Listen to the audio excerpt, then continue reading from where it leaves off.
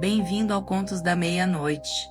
Aqui é a Fran. A partir de agora, o medo não pede licença. Apague as luzes, coloque os fones, feche os olhos e não olhe para trás. A história já começou.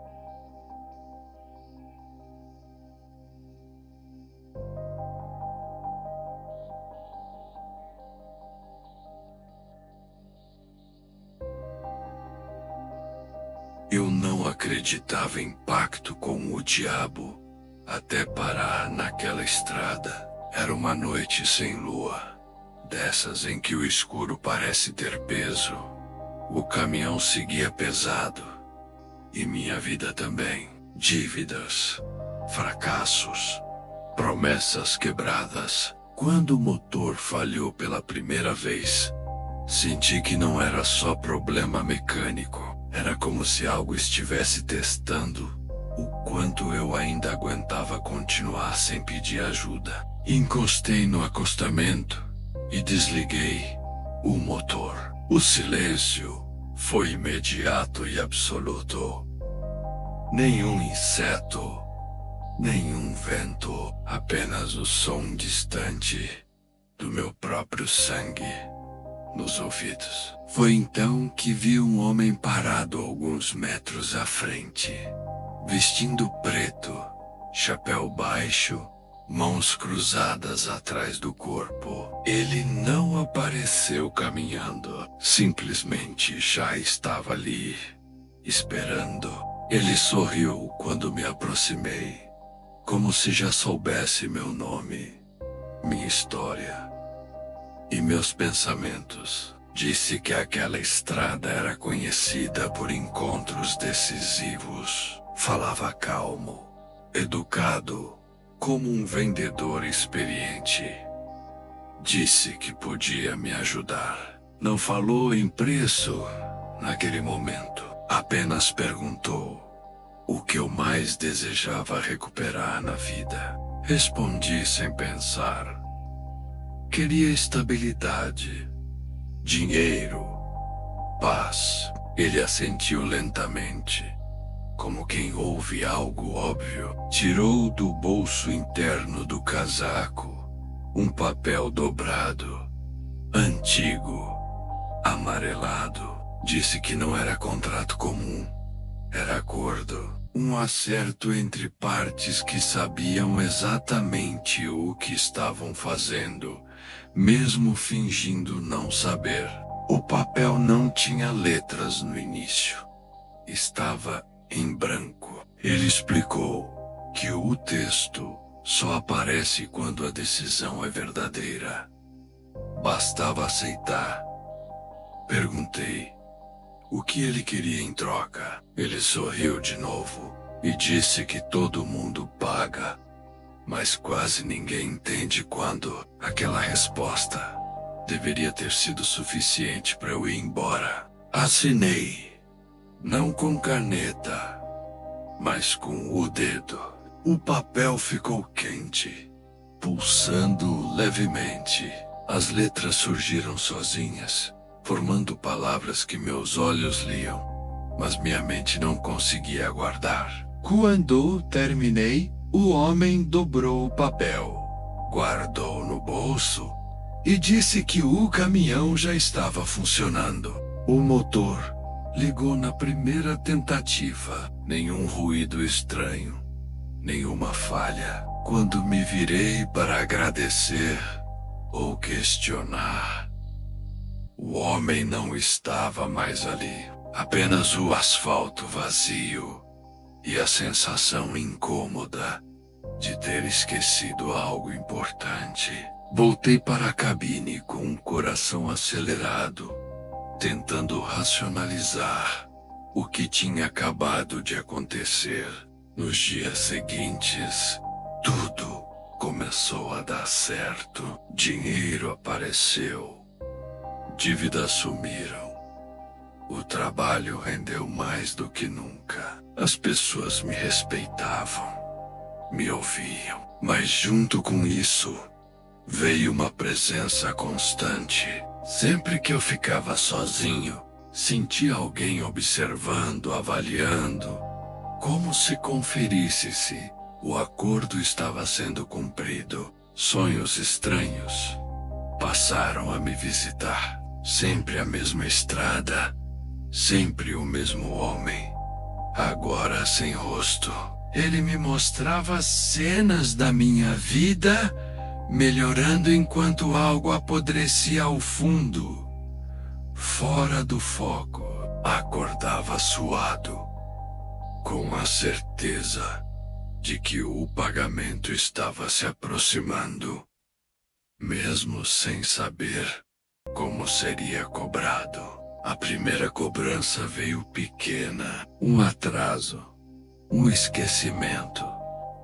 Perdi um compromisso importante sem motivo claro. Depois outro e outro. Pessoas começaram a se afastar, dizendo que eu parecia diferente, mais frio, mais distante. O sucesso continuava, mas eu já não sentia prazer nenhum nele. Apenas obrigação.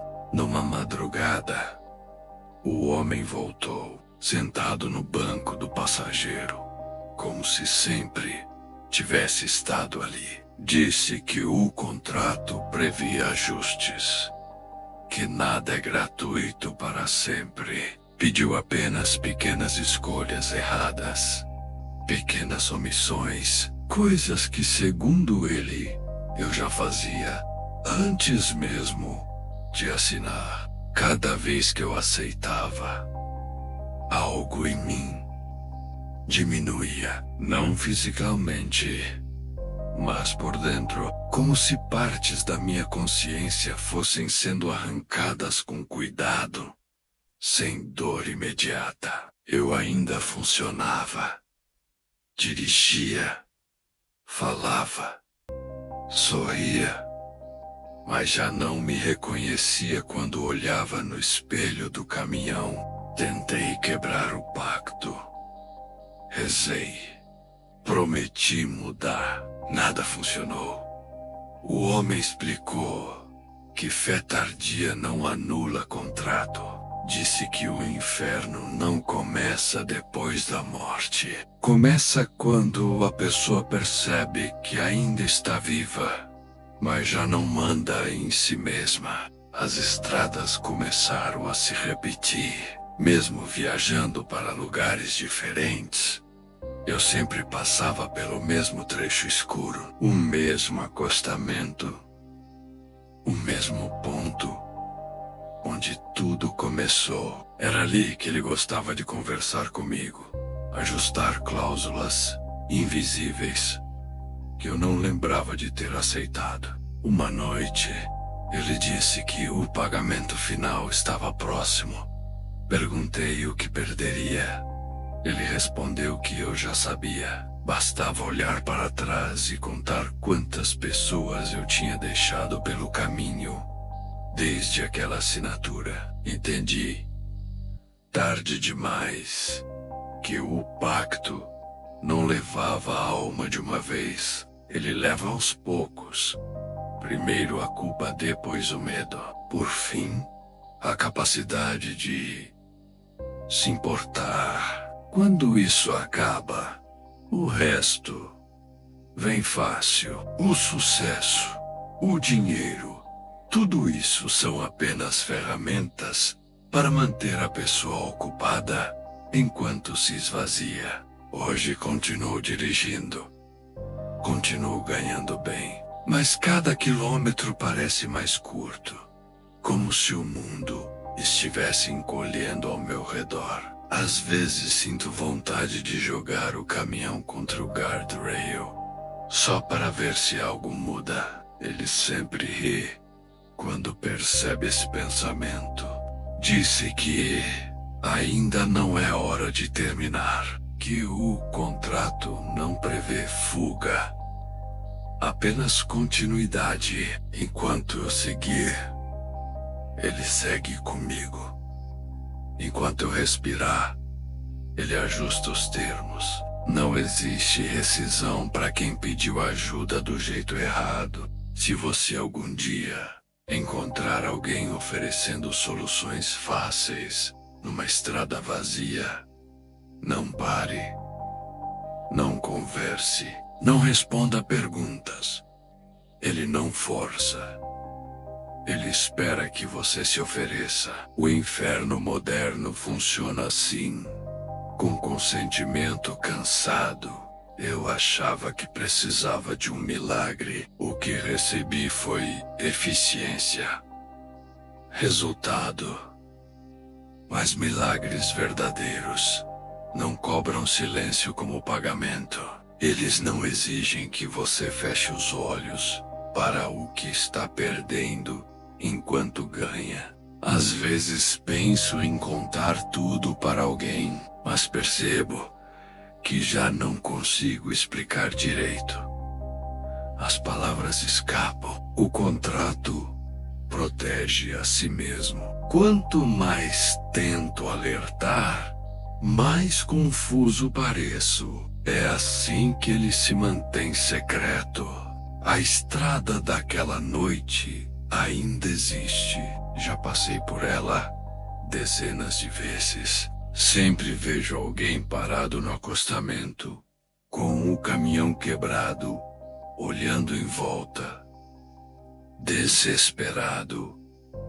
Nunca paro, não por maldade, mas porque sei que ele prefere apresentar pessoalmente suas propostas. O pior não é o medo, é a certeza. Saber que tudo que conquistei tem prazo e que quando vencer, não serei levado para lugar nenhum. Vou apenas continuar aqui, vazio, funcionando, cumprindo um acordo que achei que resolveria minha vida. Se você ainda acha que pacto com o diabo é coisa de filme contínuo e rachando, ele não precisa que você acredite. Precisa apenas que você esteja cansado o suficiente para aceitar a ajuda sem perguntar o preço real. Porque o diabo moderno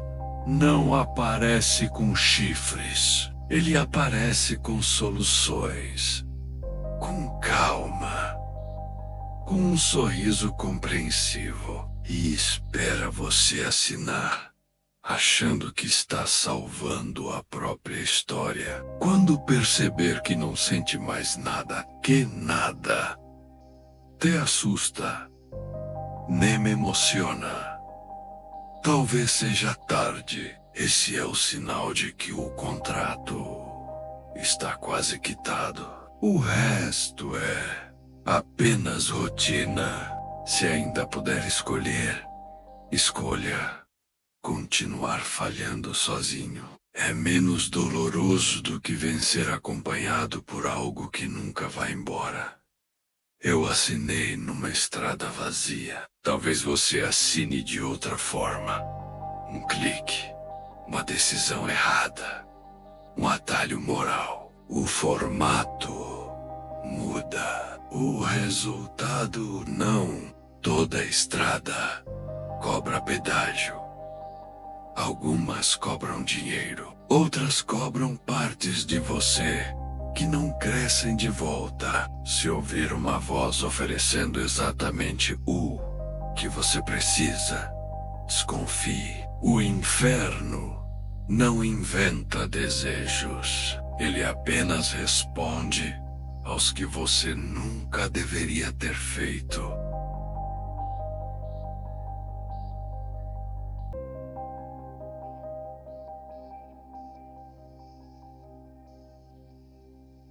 Foi no começo da década de 1960, ainda em cidade pequena do sul de Minas, quando quase todo mundo se conhecia pelo nome ou pelo apelido. O cemitério ficava afastado no alto de um morro e atrás dele havia uma casa velha, construída ainda no tempo dos primeiros moradores.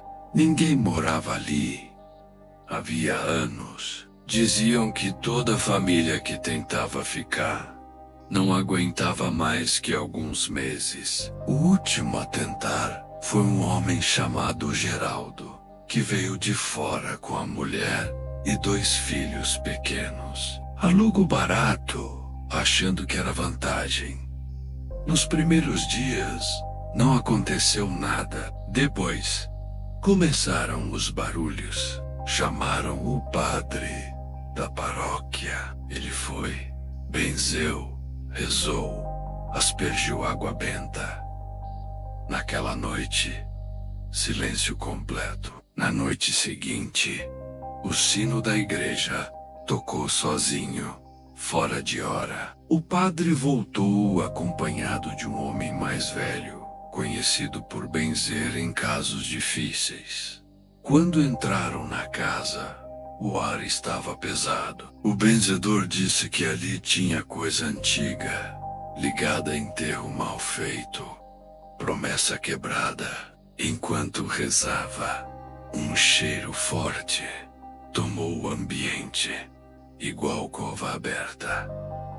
A mulher de Geraldo passou mal. Um dos filhos caiu desacordado. Depois da reza, mandaram a família sair da casa.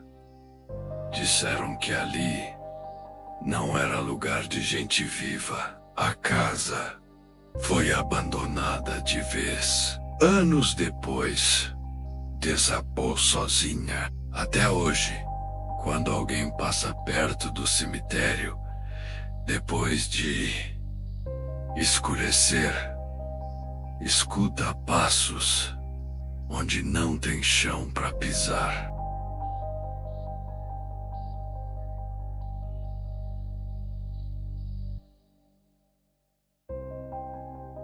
Coloco a comida do meu cachorro, Bento, ainda antes de deitar. Ele costuma ficar inquieto de madrugada. Se não faço isso, completo a vasilha de água e fecho a porta da cozinha. No rádio esquecido sobre a mesa, a previsão do tempo fala em chuva forte durante a madrugada. O céu já está pesado. Decido pegar um cobertor extra antes de apagar a luz. Não sei quanto tempo dormi quando Bento começou a rosnar ao lado da cama. Não era o rosnado comum, era baixo, contínuo, com o corpo todo rígido. Ele andava de um lado para o outro, olhando para a porta do quarto, como se algo estivesse do outro lado. Levanto ainda, sonolenta. O cachorro corre até a porta dos fundos e arranha a madeira com força. Quando abro, ele dispara para o quintal, sem olhar para trás. A chuva fina já tinha começado, e o quintal estava escuro demais para enxergar onde ele foi parar. Volto para dentro com a sensação de que acordei antes da hora certa. Na cozinha, coloco água para ferver. Chá sempre me acalma. Enquanto espero, percebo algo estranho. A porta do depósito sob a escada está entreaberta. Eu sempre a mantenho fechada. Mais estranho ainda são as marcas no chão, barro fresco espalhado pelo corredor. Sinto o incômodo subir pelas costas, mas fecho a porta do depósito e sigo em direção ao quarto, tentando ignorar aquilo. Antes de chegar ao corredor, o ar muda. O ambiente fica pesado, frio demais para uma noite abafada. A xícara escapa da minha mão e se espatifa no chão. O barulho ecoa pela casa inteira. Quando me abaixo para limpar, vejo um movimento na sala. Alguém está ali. Não acendo a luz. Meu corpo trava. Um relâmpago corta o céu e ilumina tudo por um instante. Vejo um homem parado perto do sofá. Eu, Daniel. Meu estômago afunda. Não pode ser ele. Não deveria existir ali. Antes que eu diga qualquer coisa, ele avança. Não corre. Vem rápido demais, como se não sentisse o próprio peso. Viro e corro escada acima, tentando alcançar a cozinha. Sinto algo agarrar meu tornozelo. Caio com força, batendo o rosto no degrau. Ele sobe em mim. As mãos apertam meu pescoço. O rosto está próximo demais. Os olhos não são os olhos do Daniel. Ene o piscam. Não reconhecem. Consigo acertar um chute e me soltar. Corro para a cozinha e pego a primeira coisa que encontro. Uma faca grande. Quando ele entra atrás de mim, enfio a lâmina em seu abdômen sem pensar. Ele olha para baixo, segura a faca, puxa devagar, como se aquilo fosse incômodo. Não dor, o sangue escorre, mas ele não reage como alguém ferido deveria. Me empurra contra a parede. O ar some dos meus pulmões. Alcanço um utensílio na pia e enfio com força em seu rosto. Ele recua, gritando algo que não soa humano. Corro para o banheiro e tranco a porta. Fico ali, sem luz, escutando os passos do lado de fora. Ele bate na porta uma vez, duas, para. Espio por baixo e vejo pés imóveis, próximos demais. O silêncio dura pouco. Um impacto violento faz a porta estremecer. Outro. Um objeto pesado atravessa a madeira. Um machado. Ele golpeia sem pressa, abrindo espaço suficiente para enfiar o rosto pelo buraco. O olhar que me encara não tem nada do homem que eu conheci. Ele quer entrar, encolhida no canto. Percebo o quanto estou cansada, o quanto isso não deveria estar acontecendo. E então lembro, Daniel não poderia estar ali, porque fui eu quem o matou 3 noites antes, depois que ele tentou me estrangular pela primeira vez. E fui eu quem o enterrei no fundo do quintal, perto da cerca velha. A chuva começa a cair mais forte lá fora, e o machado volta a descer.